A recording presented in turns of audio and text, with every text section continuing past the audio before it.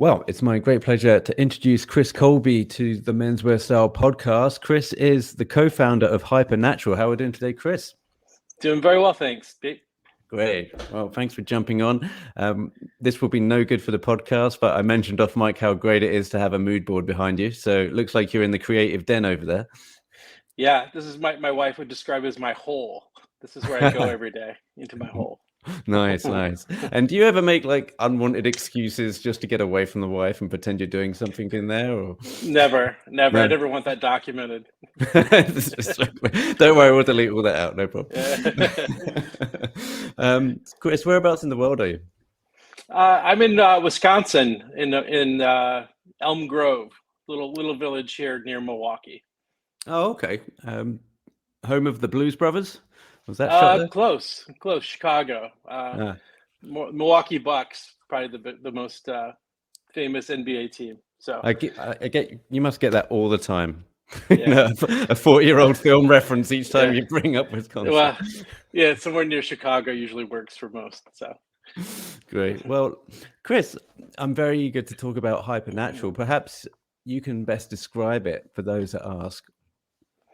Sure. So, HyperNatural is this new brand that is actually launching in about 2 weeks. So we're brand new, but it's really what we think is the future of apparel, which is this is eco luxury, and we've really kind of created a proprietary fabric that's become a brand, and it really combines natural solutions with modern luxury and sustainability, and that combination we feel is where the world needs to go. And we've been able to over a number of years develop this special fabric that we think really shows the genius of nature. Great. I'm very eager to drill down on the fabric, but so this is launching on March the 3rd as we speak, and people can check it out on the website hypernaturalstyle.com. But perhaps you can talk about, I know you self-funded this with your co-founder. Why was it that you decided to not seek outside investment for this brand? Well, I've been in the industry for over 30 some years and been in retail, been in product, worked for big brands like Ralph Lauren and Urban Outfitters, but I've also started brands like Original Penguin. And so just been in the industry for a long time and sort of really wanted to do something for myself.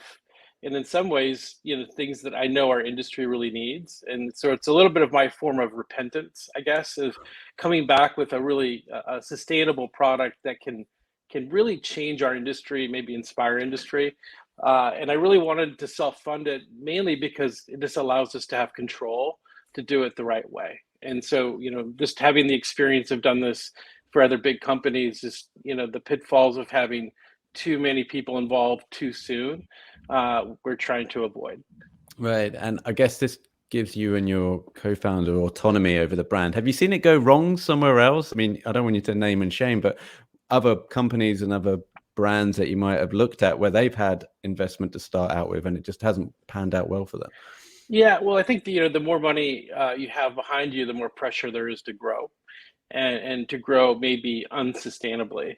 And so what we really want to do is kind of set the business up and the brand to grow naturally in terms of what it can be. And then as we see opportunity, potentially bring more partners in, but really, with the right expectations. Right.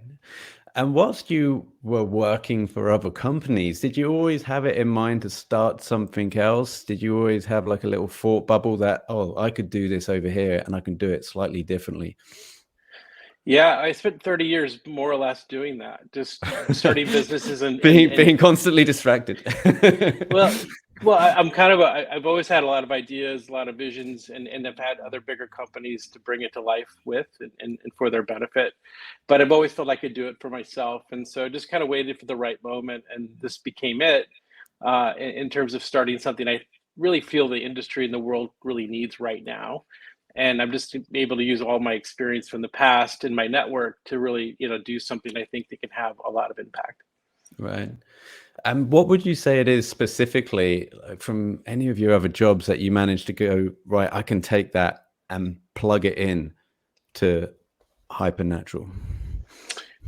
Well, what I've learned is it's really easy to try to do too much And so the biggest thing experience has taught me in the past is really how to simplify and really get down to the essence of what matters most. And I think that's the nature of our industry starting to reward more and more people with a really strong point of view.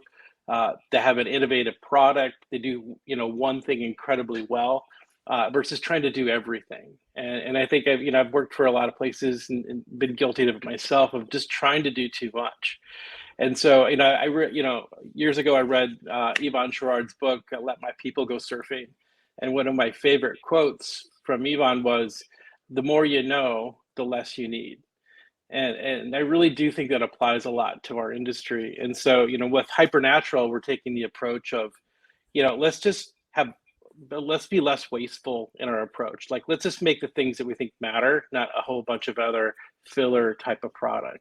Let's have more quality and maybe less quantity, right? And let's tell stories that make people inspired to want to go further and do more with what we're doing, versus try to trick people into buying things that maybe they don't need, right? And so I think these are the things that I hope experience has taught me that we can bring into a new brand day one, in some ways that we've just learned from all these other great brands over the last 3 or 4 decades. Interesting. I was actually just scribbling the title of that book like Scaramanga would do, getting a wine recommendation from Bond. Let the people go surfing. I must add that to my Audible list. Thanks. It's a classic. That. Yeah, I'll check that out for sure.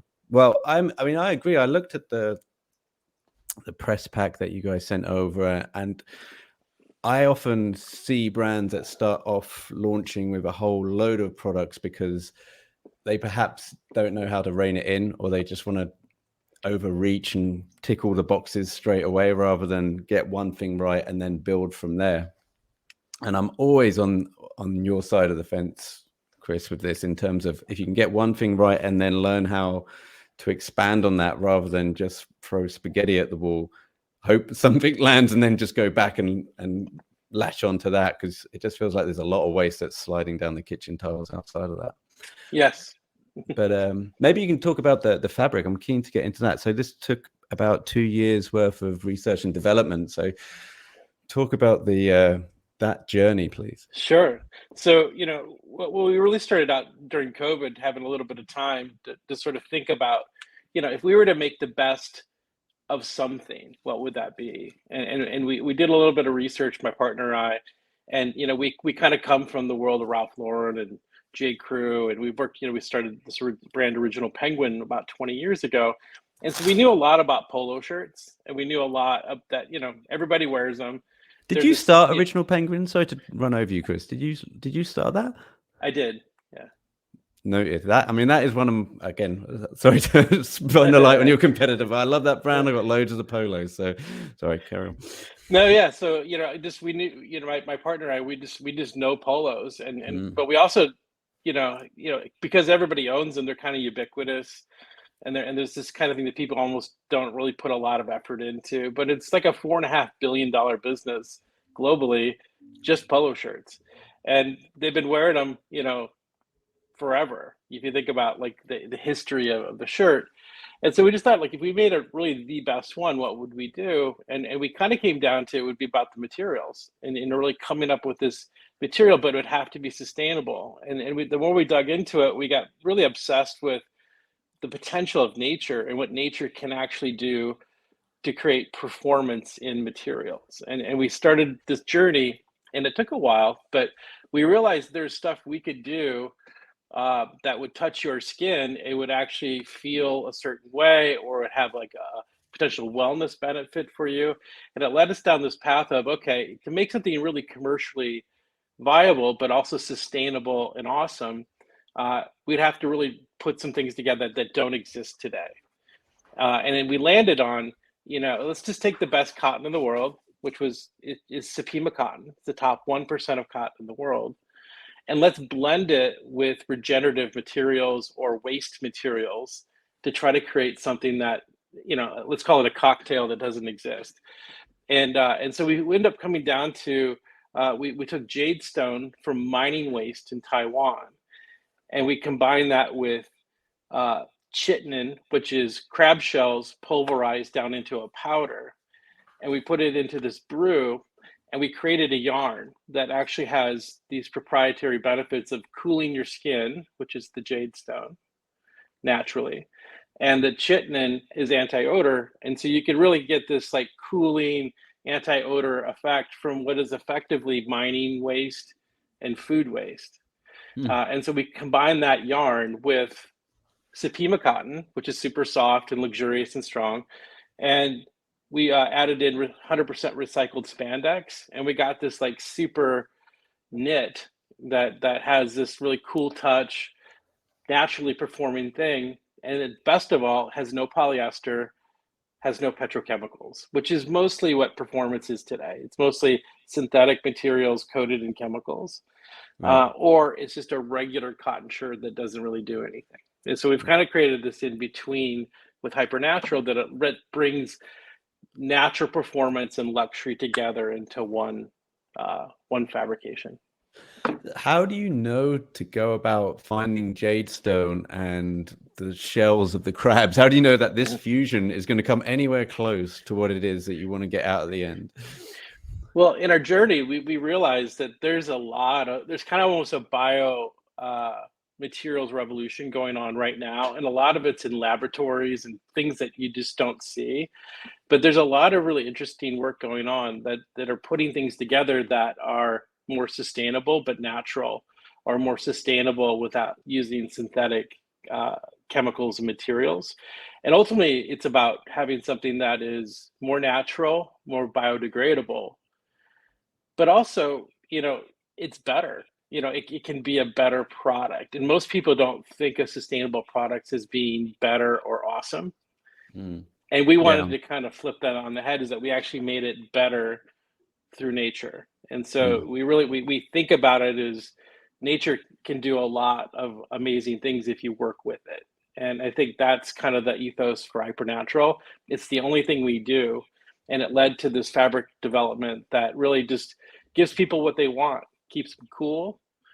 You don't have any odor. It's super soft and comfortable and luxurious, but it also happens to be sustainable. And do you have to patent that fabric, or can you patent that?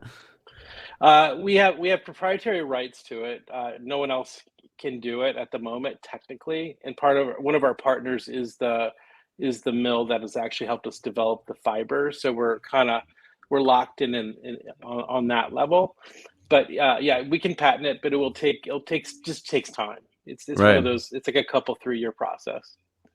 And a process that basically is a lot of red tape and lawyers, I imagine. There's nothing sexy about that process. Well, the more important thing is getting into the market and developing it into something that is commercially viable, that people Right. want. And then it will allow us to really, brand it and build it into other things. We have a number of other things we're looking to do along these lines of just taking natural materials and creating yarns that don't exist today. And they can do potentially some very interesting things. Well, for people that might be watching us on the YouTube channel, I'm just bringing up a couple of slides to give some context to what Chris is talking about here, some of the polos. Chris, can I ask, we talked about the fabric. Did you do anything different for the cut of the polos with regards to these designs? Our general approach is, in the spirit of simplicity, is we created 4 styles. 2 of them are a classic fit and 2 of them are a slim fit. We have 2 fabrics, 1 piqué, 1 jersey, Mm. and 1 fabric story. So the fabric story is the same for everything we make. And so it kind of comes down to, we can fit a lot of people on different size and fit preference, even style preference. So that we can fit a wide range of people, all with the same, natural performance fabric story. And that's where it's an inclusive brand. But at the same time, if you really look at our shirts, we put a lot of detail into them that you wouldn't normally expect in a polo shirt. So if you were to flip it inside out, you'd see there's a glass cleaning pocket on the inside. You'd also notice that Oh, there's no nice. there's no labels, there's no tags at all in the garment. The trims we use are all natural. So there's no plastic whatsoever used on the product. The buttons are mother of pearl. which, also natural. The packaging's all natural. There's or recyclable materials. So a lot of the devil's in the details, and so we kind of tell people the polo shirts are Trojan horse. You're getting a lot more than you might expect. So, Chris, you say there's a pocket on the inside and you can wipe the glass. Now, I'm imagining my girlfriend's lipstick on my coffee mugs that are Yeah. just ubiquitous in my house. Is it that? Can I use that? Or is it just not going to be too hot? Is it going to be too overkill for that? Yeah, it's you were just there's a little triangle when you flip up the front hem, and inside there you just slip your glass in there and just give it a quick clean. So just a little thing that you might discover after you've bought it. Love it. There's a little QR code in there that we'll use to explain, let you know a little more online. But these are just they're just little details just to let you know that we put a lot of thought and care into this garment beyond the sustainable fabric. I love that. I used to run an independent fashion shop just outside of Cambridgeshire, and I'd always plug this brand. I'm going back about 20 years, so forgive me that the name of the brands escaped me. But what I really loved about their particular t-shirts was that you could tell the consumer or the customers, you'd flip up the hem and there would be the story of the brand. Like on the inside, it would just be mapped out, and it would just be so cool. I imagine it must have cost them an unnecessary penny to get it to that stage. But as soon as people saw that, they would actually buy it because they knew also it would be a personal garment for them that nobody else had. But when they're in the pubs, they could also lift up the shirt, and if they got a six pack or a cool tattoo, it'd be like, oh yeah, I have a tattoo as well. Thanks for noticing. Yeah, now it's a QR code. So yeah, now it's just get your phone and scan me. I love it. Great. Well, I'm also talking about like the narrative of the brand. Do you have to go down to the retailers? I know you're going to be in Nordstrom and Fred Seagal amongst a few others. Do you have to go down and kind of school the reps down there on how to sell HyperNatural and what the fabric is all about? Yeah, absolutely. Because I think we want everybody to understand like what's really different about it, and so beyond the sustainability, that there's a lot of benefits in there for the customer. There's a lot of things to be excited about. Most men want to stay cool, and they don't want to smell, right? Everybody can generally agree those are good things. And so how do you get the people to experience the product? How do you get people to talk about the story of like, what jade stone and crab shells can do for you? And then the fact that half this garment comes from effectively waste that's been regenerated into a luxury product. That story has to be passed often from person to person. And so we're just trying to get people to be able to share that story in the context of the product, often in the store. We also, we tell people like they'll ask like, well, what's with the bird, on the shirt, like, and it's the whole idea is that the magpie is kind of, it's not a logo. We kind of consider a totem, and it's like our spirit animal. And magpies, as you might know, are one of the most intelligent creatures in the natural world. A flock of magpies is called a mischief. There's this really interesting totem of nature that really is the genius of nature, and so we want to bring more attention to that idea of the genius of nature and working with nature. And so we chose the magpie for that reason. But it's also a little bit of a disruptive bird. It likes to cause a little trouble, and so we kind of see ourselves in the fashion industry doing that as well, because the industry does need to wake up, and it does need to get motivated. And ultimately, we want people to buy sustainable products because they're awesome and innovative, not just because it's the right thing to do. Yeah, magpies can come in through the window and nick off with your silver bracelet if you're not looking, right? So do magpies dress up their nests to lure other prospective suitors? Is that why they're doing it? Like picking up bits of tinfoil? Is that what they're doing?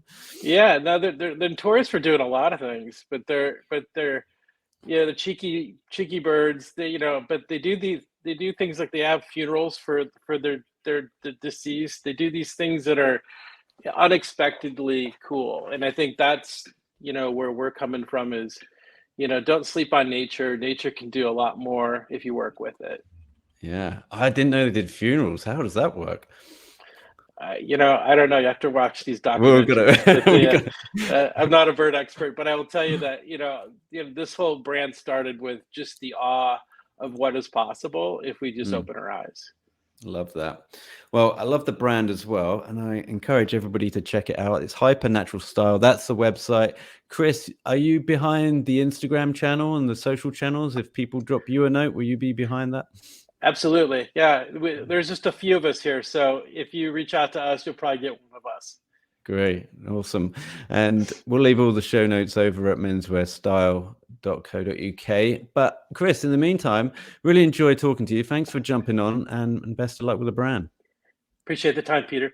Great. I meant to say Jade Stone and the Crab Shells sounds like a great artist that Phil Spector would have produced back in the 60s. Yeah. It's got a On little Decca trippiness Records. to it.